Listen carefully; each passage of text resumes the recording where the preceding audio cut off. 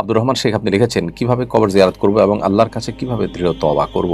কবর জিয়ারত করার জন্য সালাম দিবেন কবরে গিয়ে, সালামুন আলাইকুম তারাকাম মিনিন ওয়া ইন্না ইনশাআল্লাহু বিকুম লাহিকুন দোয়া পড়বেন এবং সেই সাথে মুর্দার জন্য সওয়াব পাঠানোর জন্য আরও যে সমস্ত উপায়গুলো আছে দান সাদকা করা মুর্দার তরফ থেকে সেগুলো করবেন। মাইয়াদের জন্য আল্লাহর কাছে দোয়া করবেন, ইস্তেগফার করবেন, আল্লাহুম্মা গফির লাহু ওয়ারহামহু ওয়াকরিমহু ওয়াহসিন নুজুলাহু ওয়াদখিলহুল ফিরদাউসাল আ'লা ওয়া নাক্কি মিনাদ দুনুবি ওয়াল খাতায়া কামা ইউনাক্কা সাওবুল আবিদি মিনাদ দানাস আল্লাহুম্মা আগসিলহু বিল মাই ওয়াস সালজি ওয়াল বারাদ। দীর্ঘ দোয়া মুর্দার জন্য রয়েছে, অর্থবহ চমৎকার দোয়া, সুন্নাহসম্মত দোয়া, দোয়াগুলো আপনি নিবেদন করতে পারেন আল্লাহর কাছে। আর দোয়া করার সময় আপনি কবরের ওখানে যদি দোয়া করতে চান সেক্ষেত্রে কবরের দিকে ফিরে, মানে কবরবাসীর কাছে চাচ্ছেন সেরকম সাদৃশ্য যেন না হয়, কেবলমুখী দোয়া করলেন এবং জুতা খুলে যথাসম্ভব কবরে প্রবেশ করলেন। একান্ত কবরস্থানের ভেতর দিয়ে যদি হাঁটেন তাহলে সেক্ষেত্রে জুতা পায়ে হেঁটে যেতে পারেন, কিন্তু কবরের উপরে যদি কখনো উঠা লাগে তাহলে সেক্ষেত্রে জুতা পায়ে দিয়ে উঠবেন না। এ হলো মোটামুটি কবর জিয়ারতের আদব এবং আল্লাহ তাআলার কাছে দৃঢ়ভাবে তওবা করার জন্য, যেই অপরাধ যে গুনাহ থেকে আমরা তওবা করছি সেই অপরাধে আর কখনো আমরা ফিরে যাব না সে মর্মে দৃঢ় সংকল্প করা এবং সেই সংকল্প ধরে রাখার চেষ্টা করা, এটি হলো দৃঢ় তওবা করা। আর তওবার ভাষ্য হিসাবে বা ইস্তেগফারের ভাষ্য হিসাবে সাইয়্যিদুল ইস্তেগফার সবচাইতে শ্রেষ্ঠ ইস্তেগফার, যেটা সাইয়্যিদুল ইস্তেগফার, যেটা রাসূল সাল্লাল্লাহু আলাইহি ওয়াসাল্লাম শিখিয়েছেন, আল্লাহুম্মা আনতা রাব্বি লা ইলাহা ইল্লা আনতা, শেষ পর্যন্ত এটা হলো সবচেয়ে উত্তম। সুরাইয়া মিশু আপনি লিখেছেন, ১৬-১৭ হাজার টাকা বেতনের জব করলে তার বিয়েতে কত টাকা দেনমোহর দিতে হয় বলে আপনি মনে করেন? যতটুকু সে দিতে পারে, ১৬-১৭ হাজার টাকা জমিয়ে এসে যদি ১ লাখ ধার্য করতে পারে তাহলে ওকে, ৫০,০০০ ধার্য করতে পারলে সেটা ওকে। এটা একান্ত তার উপর নির্ভর করবে যতটুকু তার সামর্থ্য আছে।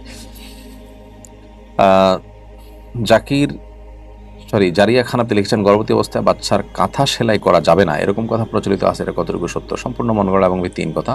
মুবাশশিরা আক্তার লিখেছেন, আমার শাশুড়ি নফল রোজা রাখলে আগে মাগরিবের নামাজ পড়েন, পরে ইফতার করেন, রোজা হবে কিনা?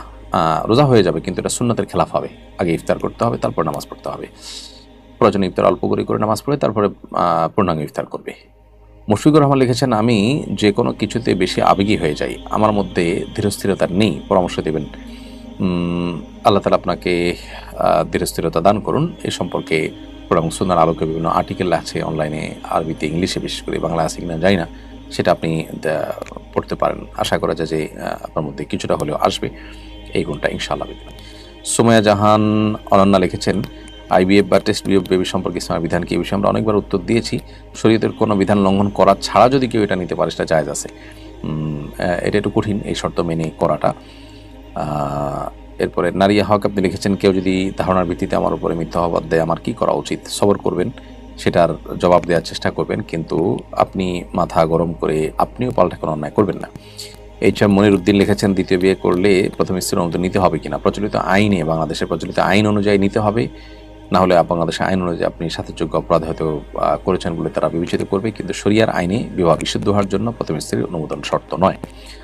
রওজা মোবারকা বাসন্তী এই আইডি থেকে আপনি লিখেছেন, স্ত্রীর হক আদায় না করলে, অধিকার না দিয়ে দাসী মতো আচরণ করলে সে স্বামীর পরিণতি কি হতে পারে? জালেমের যে পরিণতি তারও সেই পরিণতি, আর জালেমের ঠিকানা জাহান্নাম এবং জুলুম বহুমুখী অন্ধকার হয়ে কিয়ামতের দিন মানুষের সামনে আপতিত হয়। ইমতিয়াজ ইসলাম তাওহিদ লিখেছেন, অনেকেই তেলাপিয়া মাছকে জান্নাতি মাছ বলে, এটা কতটুকু সঠিক? সম্পূর্ণ মনগড়া ভিত্তিহীন কথা। জান্নাত মির্জা লিখেছেন, দাঁত ক্যাপ করার ইসলামী শরীয়তের বিধান কি? অজু হবে কিনা? উত্তর হলো যে না, দাঁত ক্যাপ করলে অজু হবে, এতে কোনো অসুবিধা নেই এবং এটা করাও যাবে ট্রিটমেন্টের অংশ হিসেবে।